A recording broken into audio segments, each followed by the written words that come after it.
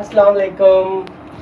अॼु मां इहो ॿुधाइण थो चाहियां सभिनी सिंधियुनि खे काफ़ी सारा माण्हू मुख़्तलिफ़ क़िस्म जूं पोस्टूं हलाए रहिया आहिनि कि सर नज़ीर खे अरेस्ट कयो वञे।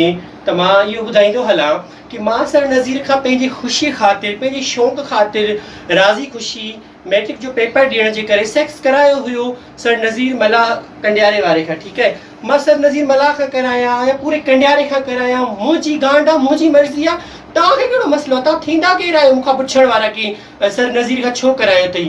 कोन कराईंदा आहिनि छा माण्हू? हिन कोन कराईंदी आहे छा? वठी वई हुअमांसि सर नज़ीर ॾे, रुॻो मसइलो कोन्हे, असां पंहिंजे शौक़ ख़ातिर हा, सॼो कंडियारो असांखे कंदो हुयो नंढे लाइ। ऐं उहो 10 साल पुराणी ॻाल्हि आहे सर नज़ीर जी। तॾहिं त मां नंढड़ो हुयुमि, गांड बि नंढड़ी हुई। हा, ॿी इहा ॻाल्हि पई चवां त असांखे चयो थो वञे त तव्हां सिंधी छो था सॾायो ऐं सिंधी छो आहियो? सिंधी त असां आहियूं, सिंधी सॾाईंदासीं। सिंध जी नियाणी आहे हीअ, इनखे एॾियूं सारियूं ॻाल्हियूं तव्हां कॉमेंट में लिखो। पोइ जे अगरि असां तव्हांखे भड़वो चवंदासीं त चवंदासीं जेके नियाणियुनि खे गारियूं ॾींदा सिंध जे नियाणियुनि खे भड़वा न हूंदा छा?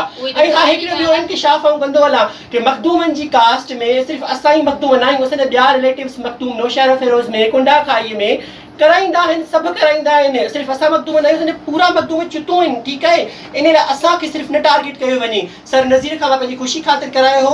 बराए महिरबानी सर नज़ीर जी इज़त खे ऐं मूं सिंध जे पुट जी इज़त खे ईअं न उछारियो। ठीकु आहे, मुंहिंजी मर्ज़ी आहे, मां पंहिंजी गांड ॾींदो आहियां, ॿिए कंहिंजी कोन ॾींदो आहियां।